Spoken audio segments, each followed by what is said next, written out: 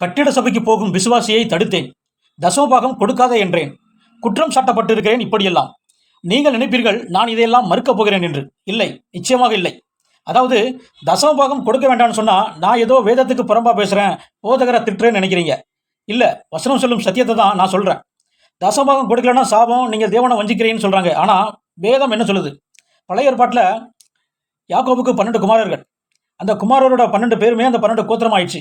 இந்த 12 கோத்திர ஜனங்க எல்லாரையும் ஒரே வார்த்தையில் சொல்லணும்னா இஸ்ரவேலர்கள். இப்போ இந்த 12 கோத்திரத்தில் லேவி கோத்திரத்துக்கு மட்டும்தான் தேவன் எந்த சுதந்திரமும் கொடுக்கல. ஏன்னா தேவனே அவர்களுடைய சுதந்திரம். கானான் தேசத்தை மோசையை வைத்து எல்லா கோத்திரத்துக்கும் பிரித்து கொடுக்கும்போது லேவியருக்கு எதுவும் கொடுக்கப்படலை. தேவாலயமும் தேவனும் தான் அவருடைய அடைக்கலம். இந்த லேவியனுக்காக தான் தசமபாகம் என்ற ஒன்று பழைய ஏற்பாட்டு காலத்தில் கொடுக்கப்பட்டது. அதுவும் எல்லாவற்றிலும் முதல் பேர், அதாவது ஆடு மாடு விளையும் எல்லா வித்துக்களிலும் முதல் பலன். இதை தான் தசமபாகமாக தேவனுக்கு கொடுக்கப்பட்டது. அதை தான் லேவியனுக்கு தேவன் கொடுத்தார். ஆனால் இப்போ தேவாலயமும் கிடையாது, லேவி கோத்திரமும் கிடையாது. கிறிஸ்துவ வரைக்கும் தான் இந்த நியாயப்பிரமாணம் இருந்ததுன்னு வசனம் சொல்லுது. அவர் வந்து மரித்து உயிர் தெழுந்த பிறகு இஸ்ரவேலரும் இல்லை, புறஜாதியாரும் இல்லை. இப்போ நம்ம சரீரம் தான் தேவாலயம், நமக்குள்ள தான் கிறிஸ்து, பரிசுத்த ஆவியா. இப்போ யாருக்கு கொடுக்க முடியும் தசமபாகம் சொல்லுங்க?